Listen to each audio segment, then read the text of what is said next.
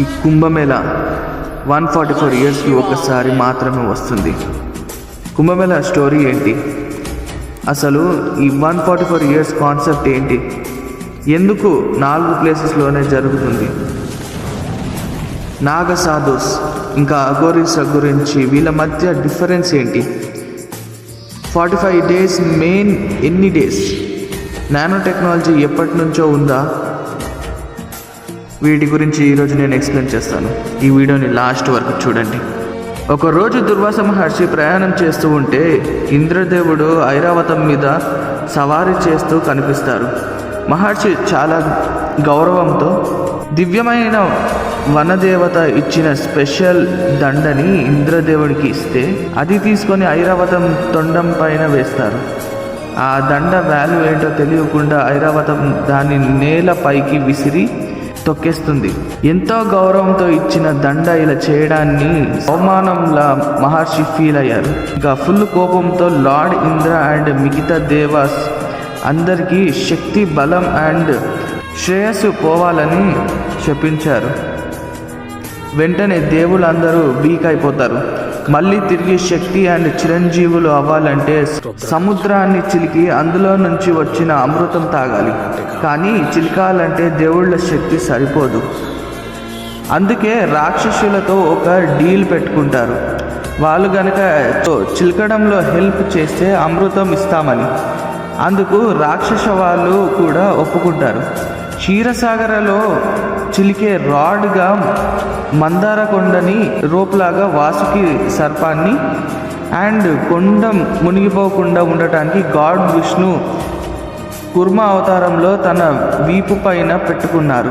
పోతన్న గారి భాగవతం ప్రకారం devas and రాక్షసస్ కలిసి చిలికిన అమృతం ఒక కుంభం అంటే కుండలో బయటికి వస్తుంది. 12 దివ్య రోజులు దానికోసం యుద్ధం చేస్తారు. ఫైట్ చేసుకుంటున్న టైంలో 12 అమృతం చుక్కలు 12 ప్లేసెస్లో పడ్డాయి. ఆ 12లో 4 మన ఎర్త్ పైన పడ్డాయి. అవే ప్రజెంట్ కుంభమేళ జరిగే ప్లేసెస్. 12 డేస్ ఇన్ దేవలోక is equal to 12 years on earth. Prayagraj, Ujjain, Haridwar and Nashik. Next god Vishnu Mohini అవతారంలో వచ్చి రాక్షసులని అందంతో మాయ చేసి దేవతలను అమృతం తాగేసేలా చేస్తారు. కానీ ఇది ప్రతి 12 సంవత్సరాలకి ఒకసారి ఈ ప్లేసెస్లో రివర్స్ అమృతంలో మారుతాయి అని నమ్ముతారు. కానీ కుంభని 850 ఇయర్స్ బ్యాక్ ఫస్ట్ స్టార్ట్ చేసింది ఆదిశంకరాచార్య గారు. నార్మల్ కుంభమేళ వచ్చి 4 ఇయర్స్కి ఒకసారి వస్తుంది. అర్ధ కుంభమేళ వచ్చి 6 ఇయర్స్కి ఒకసారి వస్తుంది. పురాణ కుంభమేళ వచ్చి 12 ఇయర్స్కి ఒకసారి వస్తుంది. కానీ మహాకుంభమేళ వచ్చి 144 ఇయర్స్కి ఒకసారి వస్తుంది. 12 పురాణ కుంభమేళ కంప్లీట్ అయ్యాకే వచ్చేది ఈ మహాకుంభమేళ. కానీ దీన్ని మన ప్రతి 3 జనరేషన్లో 1 జనరేషన్ మాత్రమే ఇది చూస్తారు. అది ఎప్పుడంటే జనవరి 13 నుంచి ఫిబ్రవరి 26 వరకు జరుగుతుంది. అప్పుడు ఫస్ట్ డేనే 1.6 crore డివోటీస్ మహాకుంభమేళకి వచ్చి రివర్స్లో పవిత్ర స్నానం చేస్తారు. కుంభమేళ అనేది ఈ వరల్డ్ మొత్తంలో జరిగే అతిపెద్ద హ్యూమన్ గ్యాదరింగ్. ఈసారి 40 కోట్ల మంది వస్తారని అంచనా వేస్తున్నారు. మొదటి స్నానం పుష్య పౌర్ణమి, ఇది జనవరి 13న వస్తుంది.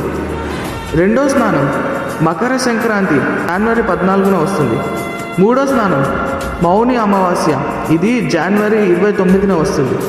నాలుగో స్నానం వసంత పంచమి, ఇది ఫిబ్రవరి 3న వస్తుంది. ఐదో స్నానం మగ పంచమి, ఇది ఫిబ్రవరి 12న వస్తుంది. ఆరవ స్నానం మహాశివరాత్రి, ఇది ఫిబ్రవరి 26న వస్తుంది. కుంభమేళలో చేయాల్సిన 6 టైప్స్ స్నానాలు ఇవే. ఇవి 45 రోజుల్లో 6 రోజుల్లో చేస్తారు. చాలా ఇంపార్టెంట్ ఇది. సాధువులు, మునులు ఇంకా అఘోరీస్ని దర్శించుకోవడం చాలా కష్టం. ఈ కుంభమేళ జరుగుతున్న టైంలో వాళ్ళే స్వయంగా దైవ స్వరూపంలో వచ్చే భక్తులకు బ్లెస్సింగ్స్ ఇస్తారు. ఒళ్ళంతా విభూతి రాసుకొని దిగంబరాలుగా కనిపించే ఈ అఘోరీలు నాగ సాధువులే కుంభమేళలో స్పెషల్ అట్రాక్షన్. అఘోరీలు ఒళ్ళంతా ఆడవారిలా జుట్టు పెంచుకొని చేతుల్లో మగాడి పుర్రని పట్టుకొని చూస్తేనే మనుషులు భయపడేలా ఉంటారు. వీళ్ళ ఫుడ్ హ్యాబిట్స్ అండ్ లైఫ్ చాలా వింతగా ఉంటుంది. వీళ్ళకి నరమాంసంని ఇష్టపడతారు. శవాలను ఎక్కువగా ప్రేమిస్తారు. ఆడవారి పుర్రె జోలికి అస్సలు పోరు.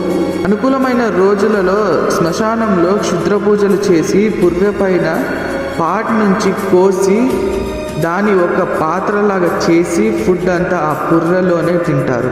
వీళ్ళు 24/7 గాడ్ శివనే స్మరిస్తూనే ఉంటారు. గాలిలో నుంచి వస్తువు తయారు చేయడం అంత ఈజీ కాదు. దీనినే న్యూక్లియర్ ట్రాన్స్మ్యుటేషన్ అంటాం. నాగసాధుస్ మాత్రమే ఇలా చేయగలరు. వీళ్ళ మేజర్ గోల్ మనుషుల కంటికి కనిపించని దేవుడిని లైవ్లో చూడటమే. గాలిలో నుంచి బూడిద 6 తాయెత్తులు తీసి డివోటీస్కి ఇస్తుంటారు. వీళ్ళు ఉండే ప్లేస్ నుంచి కుంభమేళ కొన్ని వందల కిలోమీటర్స్ ఉంటుంది. వీళ్ళు ఒకేసారి వేళ్లలో వస్తారు, కానీ ఎప్పుడు ఎక్కడ కూడా దారి మధ్యలో ఎవరికి కనిపించలేదు అంట. వీళ్ళంతా కుంభమేళ నుంచి రిటర్న్ వెళ్ళే ప్రతిసారి కూడా 1 కిలోమీటర్ వరకు కనిపిస్తారు. ఆ తర్వాత మాయమైపోతారు అని అక్కడ లోకల్స్ చెప్తారు. వీళ్ళు యూజ్ చేసేది నానో టెక్నాలజీ. మార్వల్ ఫిలిమ్స్లో ant man, iron man suit etcetera examples లాగా నిజంగా అలా చేస్తారా లేదా అనేది ఇప్పటికీ రహస్యంగానే ఉంది. మన ఋషులు ఈ టెక్ గురించి పురాణాలలో రాసి పెట్టారు. హిమాలయాస్లో గడ్డ కట్టే చలిలో ఒంటి మీద ఏమీ లేకుండా ఉండాలంటే నార్మల్ హ్యూమన్స్కి సాధ్యం అవ్వదు. కానీ వీళ్ళు 24/7 అక్కడే ఉంటారు. దీనిపైన మీరు ఏమనుకుంటున్నారో కామెంట్స్లో చెప్పండి.